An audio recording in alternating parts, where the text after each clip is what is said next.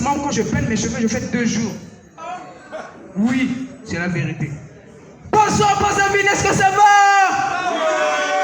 Yes. Comme vous le savez, c'est le 15 août, c'est la fête d'indépendance et le public est très très bien habillé. Bonsoir, monsieur. Bonsoir. Comment vous appelez?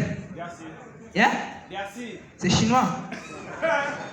Ah, ben merci, non. Je voulais te dire que j'aime vraiment ta chemise, surtout qu'elle est très bien repassée. Mais dis-moi, tu as laissé le courant à la maison? Ah. Bonsoir, non, pas toi. Toi, tu suis Piwi Plus. Bonjour, bonsoir. Salut frère. Ah, toi, c'est j'aime ta coiffure, hein? Merci. On t'a coiffé avec le ciseau. Tu as senti avec le courant? Ouais, c'est important. Ok. Monsieur aux lunettes, bonjour. Arangita, ça. Oh. Toi aussi, tu as laissé le courant à la maison? Ah, super. Bon, conseil gratuit. Éteignez vos téléphones. Mais n'oubliez pas, il faut me filmer.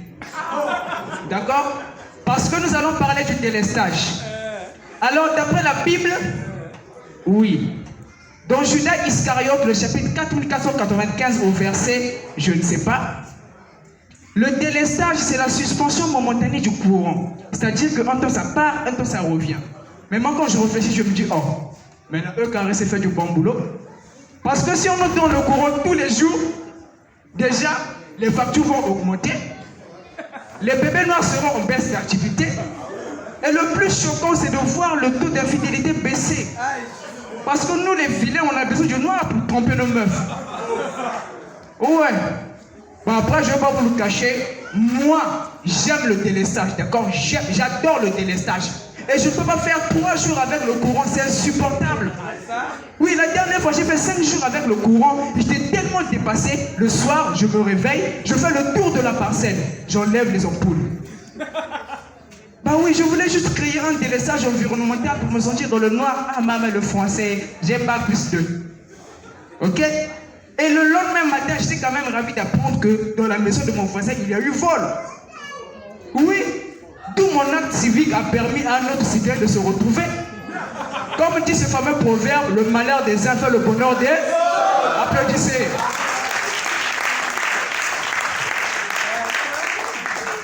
Voilà, moi j'aime le délestage, frère. Et je suis contre les gens qui disent, ouais, le courant n'est pas stable, je dois quitter le pays. Mais pour quitter le pays, il te faut une bonne motivation, non? Parce que s'il a un carré, c'est de donner le courant pendant 2 semaines. Tu as le wifi à la maison. Déjà, 1, tu vas croire que tu es en France. 2, tu vas croire que le pays est émergent. Et 3, c'est tout. Ben c'est tout. Or là, un carré, c'est doit couper le courant pour te rappeler que tu es au Congo. Comme ça, tu vas travailler, épargner de l'argent et voyager. Bah oui, je ne sais pas pourquoi le Congolais n'aime pas la facilité. Bah ouais, le délestage, c'est une stratégie bien réfléchie. Hein? Et on ne va pas se le mentir.